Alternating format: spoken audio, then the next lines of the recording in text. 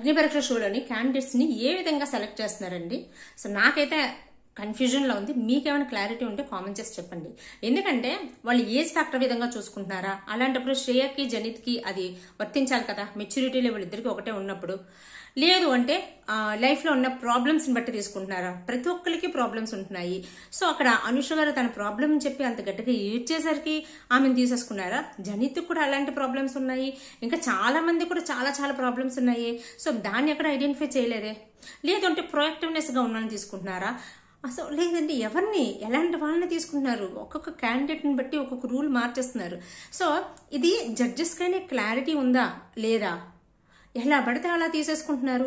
అంటే కామనర్స్ అని చెప్పి ఇన్ఫ్లుయెన్సర్స్ అందులో మిక్స్ చేసేసి ఇన్ఫ్లుయెన్సర్స్ కామనర్ రూపంలో తీసేసుకొని ఏంటేంటో చేసి పడేస్తున్నారు. నాకైతే చాలా చాలా కన్ఫ్యూజన్ గా ఉందండి. మీకేమనిపించింది?